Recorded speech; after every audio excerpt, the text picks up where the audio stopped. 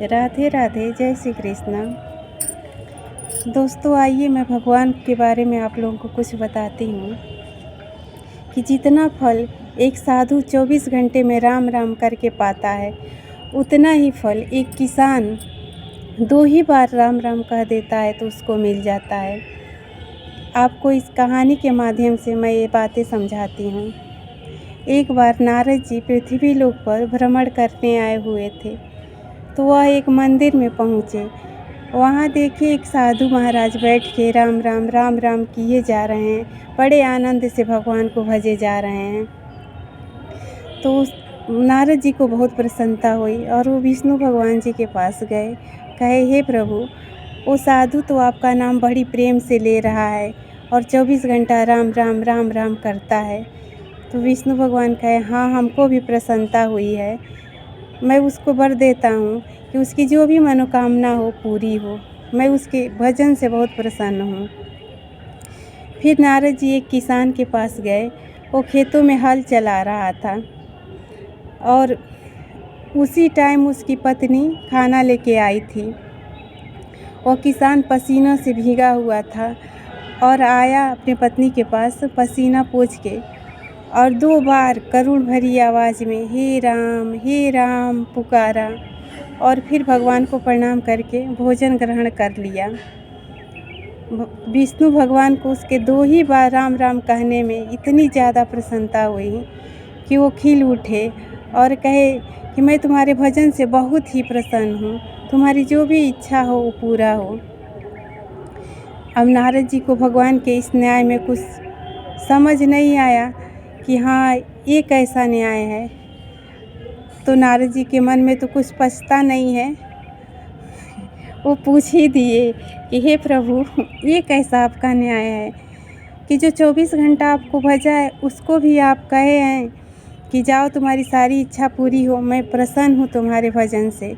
और वो किसान 2 ही बार राम राम किया है तो उसके भी भजन से आप प्रसन्न हैं, कहें तुम्हारी सारी इच्छा पूरी हो।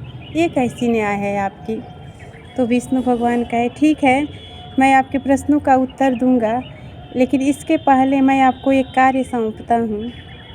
आप वो कार्य करके आइए, फिर मैं आपको आपके प्रश्नों का उत्तर दूंगा।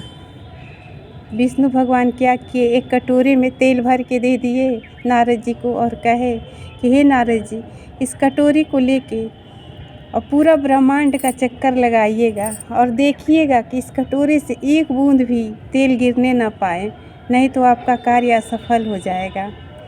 अब तो नारद जी का माथा ठनक गया।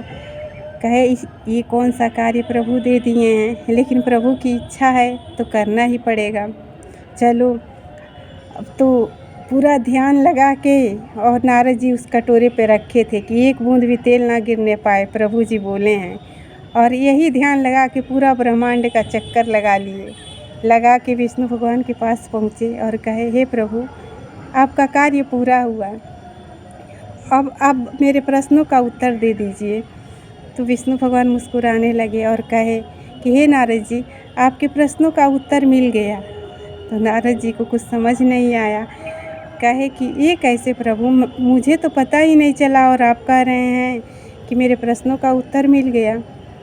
तब विष्णु भगवान कहे, हे नारद जी, मैं आपको ये कार्य सौंपा था, आप पूरा ब्रह्मांड का चक्कर लगाए हैं, उस दौरान हमको कितनी बार याद किए हैं, कितना बार मेरा भजन किए हैं।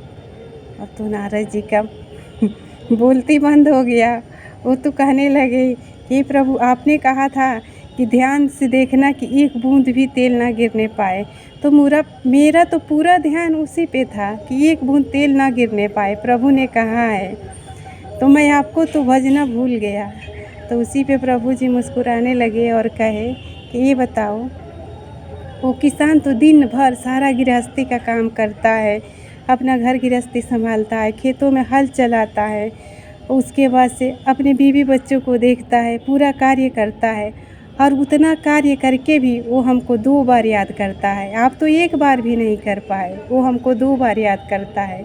और थकान भरी आवाज़ से जब बोलता है हे राम, तो मेरे सारे दिन का थकान दूर हो जाता है उसकी आवाज़ सुन के। मुझे इतना आनंद, इतना प्रसन्नता होती है कि जितना उस साधु के 24 घंटे का भजन से सुनकर नहीं होता है।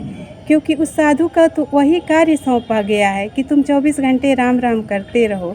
उसका वही कार्य है, ना तो उसका घर है ना गृहस्थी है, उसका सिर्फ वही कार्य है। लेकिन ये जो किसान है, इसका घर गृहस्थी का भी काम है और उसमें भी वो हमको याद करता है। इसलिए मुझे बहुत प्रसन्नता होती है और मैं दोनों को एक ही बराबर फल देता हूँ। तो आप लोगों को कैसी लगी है मेरी कहानी? अगर जो अच्छी लगी होगी तो प्लीज़ मेरे चैनल को लाइक और सब्सक्राइब ज़रूर करिएगा। राधे राधे, जय श्री कृष्ण।